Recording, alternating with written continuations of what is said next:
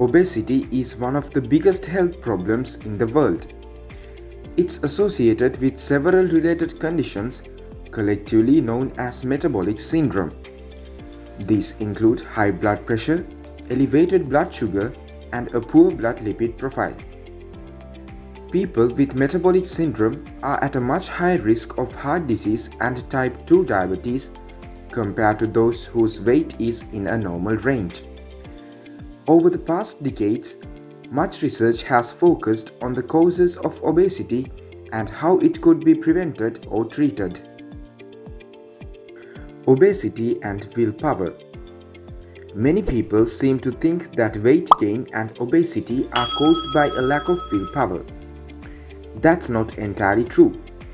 Although weight gain is largely a result of eating behavior and lifestyle, some people are at a disadvantage when it comes to controlling their eating habits. The thing is, overeating is driven by various biological factors like genetics and hormones. Certain people are simply predisposed to gaining weight. Of course, people can overcome their genetic disadvantages by changing their lifestyle and behavior. Lifestyle changes require willpower, dedication, and perseverance. Nevertheless, claims that behavior is purely a function of willpower is far too simplistic. They don't take into account all the other factors that ultimately determine what people do and when they do it. Here are 7 factors that are leading causes of weight gain, obesity, and metabolic disease, many of which have nothing to do with willpower. So, let's go to the video to see what are those.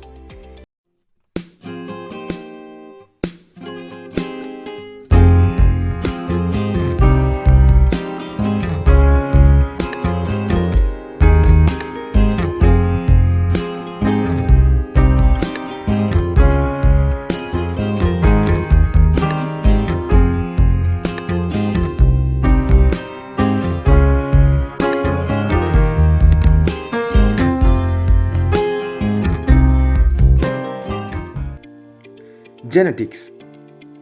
Obesity has a strong genetic component. Children of parents with obesity are much more likely to have obesity than children of lean parents. That doesn't mean that obesity is completely predetermined. What you eat can have a major effect on which genes are expressed and which are not. Non-industrialized societies rapidly develop obesity when they start eating a typical Western diet. Their genes didn't change, but the environment that the signals they sent to their genes did. Put simply, genetic components do affect your susceptibility to gaining weight. Studies on identical twins demonstrate this very well. Engineered junk foods. Heavily processed foods are often little more than refined ingredients mixed with additives. These products are designed to be cheap, last long on the shelf, and taste so incredibly good that they are hard to resist. By making foods as tasty as possible, food manufacturers are trying to increase sales, but they also promote overeating.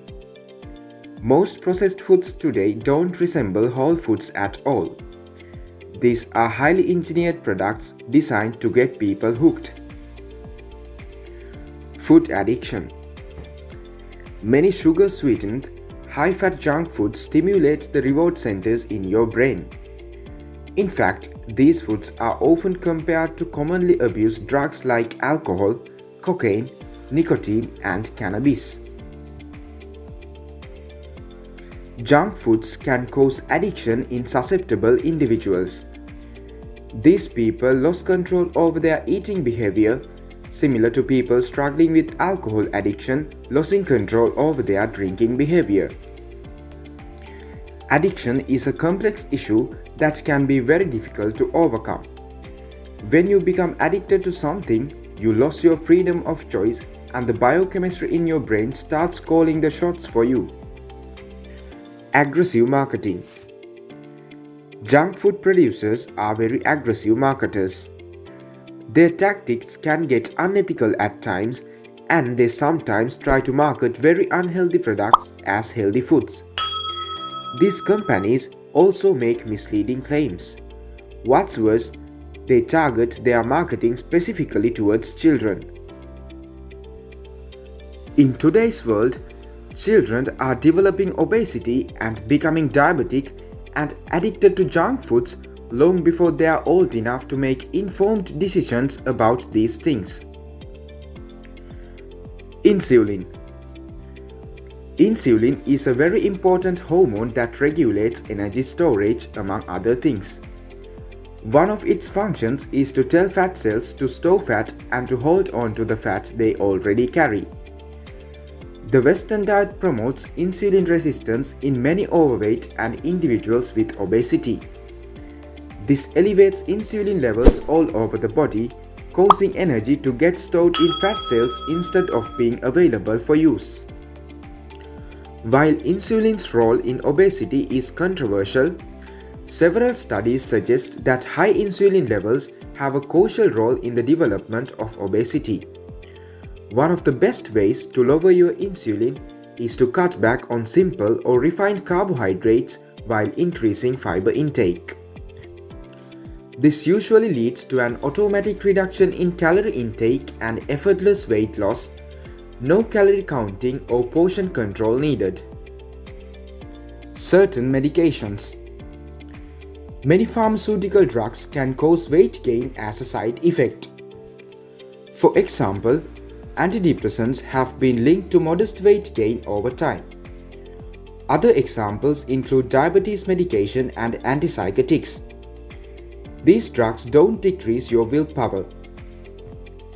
They alter the function of your body and brain, reducing metabolic rate or increasing appetite.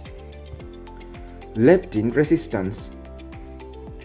Leptin is another hormone that plays an important role in obesity. It is produced by fat cells and its blood levels increase with higher fat mass. For this reason, leptin levels are especially high in people with obesity. In healthy people, high leptin levels are linked to reduced appetite. When working properly, it should tell your brain how high your fat stores are. The problem is that leptin isn't working as it should in many people who have obesity because for some reason it cannot cross the blood-brain barrier. This condition is called leptin resistance and is believed to be a leading factor in the pathogenesis of obesity. In this video, we discussed about 7 leading causes of weight gain and obesity. If you got this video helpful, please give a thumbs up to the video. Don't forget to share this with your friends. Subscribe the channel for more important videos like this. Thanks for watching.